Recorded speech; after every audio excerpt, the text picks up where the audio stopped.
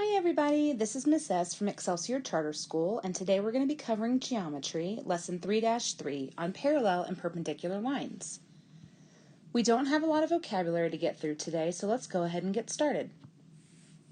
We're going to start with Theorem 3-9, and remember that the number isn't important, but the content is. So 3-9 says that if two lines are parallel to the same line, then they're parallel to each other. So here on our diagram, we have line A is parallel to line C, and we also see that line B is parallel to line C here. And they give you the two arrows to let you know that they're not the same.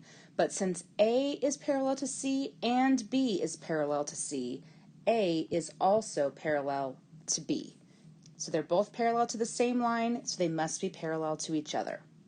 All right, our next one, 3-10, says in a plane, if two lines are perpendicular to the same line, so here is line M that's perpendicular to line T, and here's line N that's perpendicular to line T. So two lines perpendicular to the same line, line T, then line M and line N must be parallel to each other. So if two lines are perpendicular to the same line, then they're parallel to each other. And our last theorem today, Theorem 3-11, says in a plane, if a line is perpendicular to one of two parallel lines, it is also perpendicular to the other. So here we have line L and line N being perpendicular, and it shows, based on these arrows, that line L and line M are parallel to each other.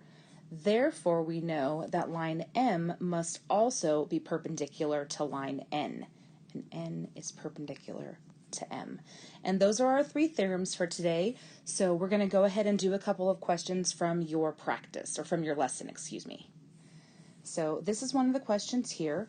It says, writing a paragraph proof using the image below. So you're given that in a plane, line K is parallel to line L, and line K is parallel to line M. Also, angle number 1 is 90 degrees. And what they want you to prove is that the transversal is perpendicular to line M.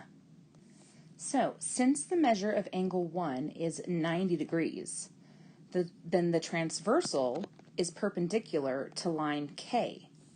So right here and right here, these two are perpendicular. Now they want to know which theorem is it that shows that the transversal is also perpendicular here to line M. So let's look at this one again.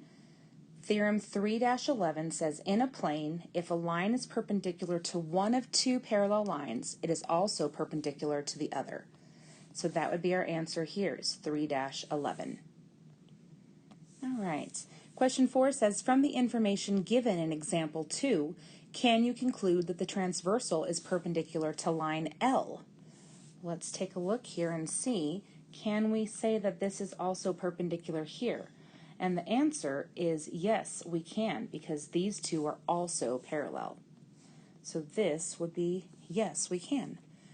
And then our last question here for today says, can you assemble the framing in the image above into a frame with opposite sides parallel? So we have 60 degrees here, and we have 30 degrees here. And the answer is yes, because when you add those together, 60 plus 30 equals a 90-degree angle. And that's how you end up making opposite sides parallel. I hope this helped everybody. Good luck. I hope you guys do great.